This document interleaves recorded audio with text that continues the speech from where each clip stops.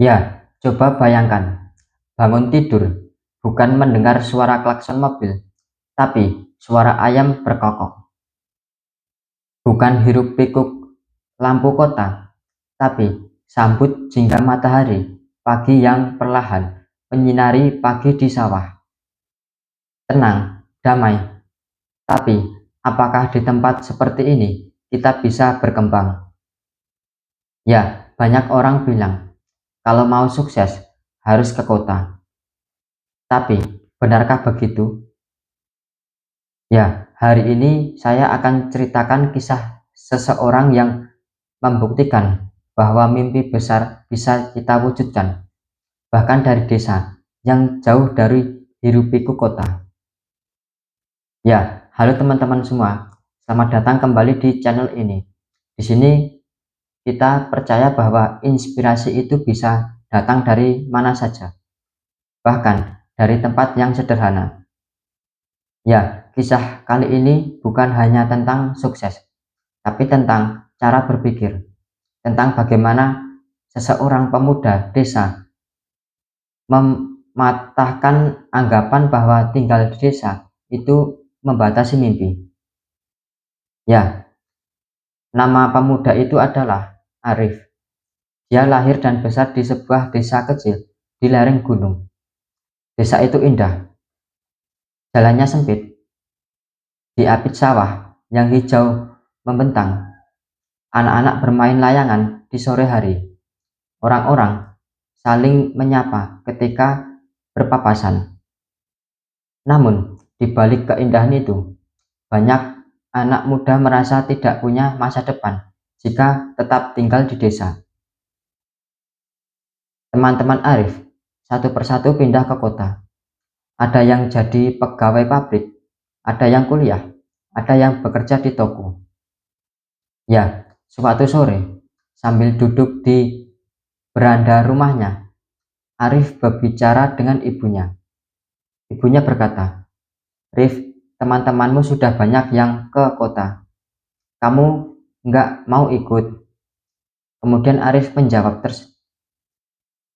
tersenyum, "Bu, aku ingin buktikan bahwa aku bisa sukses di sini, di kampung kita, di desa kita." Kemudian Ibu Arif menjawab, "Jika itu yang kamu mau, Ibu dukung. Tapi jalan itu tidak mudah." Kemudian Arif menjawab, "Saya tahu, Bu, tapi saya percaya yang terpenting itu bukan tempatnya, tapi pikiran kita." Ya, Arif punya 3 keyakinan, yaitu desa itu kaya sumber daya, dia punya lahan walau kecil, udara segar, dan biaya hidup rendah. Kemudian, ketenangan adalah keunggulan. Tanpa kebisingan kota, dia bisa fokus belajar dan mencoba hal baru. Selanjutnya, teknologi mengubah dunia. Dengan internet, dia bisa belajar dari siapapun dan menjual ke manapun. Ya, dia mulai membiasakan diri untuk membaca buku setiap pagi setelah sholat subuh, menonton video edukasi, dan mencatat ide-ide bisnis. Ya, tahun pertama, Arif memanfaatkan lahan belakang rumah untuk menanam sayuran organik. Modalnya kecil, hasilnya awal juga kecil. Dia juga belajar membuat konten YouTube tentang proses menanam. Video pertamanya sepi penonton. Komentar pertama yang dia dapat justru dari teman yang meremehkan. Temannya bilang, "Ngapain bikin video bercocok tanam? Nggak keren." Kemudian Arif tersenyum. "Mungkin nggak keren sekarang, tapi nanti akan berguna kemudian hari." Ya, Arif tidak menyerah. Dia terus konsisten, walau kadang hanya satu orang yang menonton videonya. Ya, kemudian tahun kedua, hujan deras membuat sebagian tanamannya gagal panen. Dia sempat putus asa, Sambil duduk di pinggir kebun yang terendam air, dia berkata pada dirinya sendiri, "Jika saya menyerah sekarang, berarti semua kerja keras selama ini sia-sia. Saya harus mencari cara lain."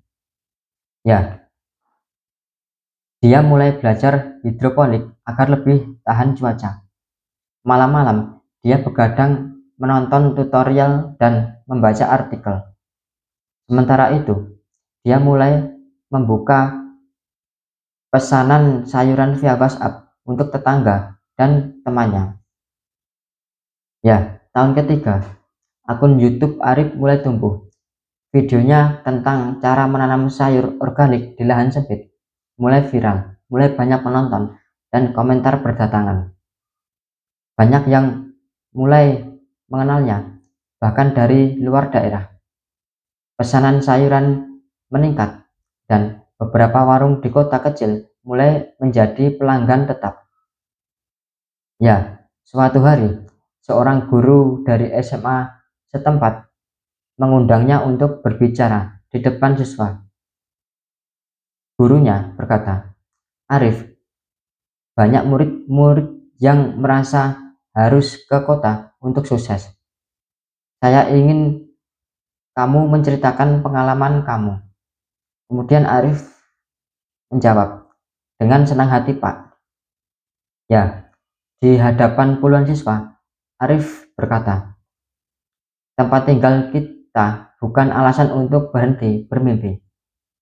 Kalau kalian mau belajar, mencoba, dan tidak menyerah, kalian bisa berkembang di mana saja, termasuk di desa kita ini." Ya, tahun kelima, Arif punya kebun organik yang memasok ke 5 warung dan 2 restoran. Kenal YouTube dengan ratusan ribu subscriber. Kursus online Facebook, tanam untuk pemula. Komunitas petani muda di desanya. Ya, dia membuktikan bahwa ketenangan di desa bisa menjadi ladang rezeki dan tempat berkembang. Ya, dari pelajaran Arif, kita belajar, yaitu jangan biarkan lokasi membatasi mimpi. Manfaatkan teknologi sebagai jembatan. Tenang bukan berarti pasif. Konsisten mengalahkan bakat besar. Ya, jadi teman-teman semua, tinggal di desa itu bukan kelemahan. Justru itu bisa menjadi kekuatan. Dengan pikiran yang benar, teknologi, dan kemauan belajar, kita bisa meraih mimpi besar dari tempat yang tenang. Ya, kalau kalian setuju, tulis di kolom komentar. Mimpi saya akan tetap saya kejar dimanapun saya tinggal. Dan jangan lupa like video ini jika terinspirasi, subscribe untuk cerita inspiratif lainnya, dan bagikan video ini supaya semakin banyak anak desa yang berani bermimpi. Terima kasih.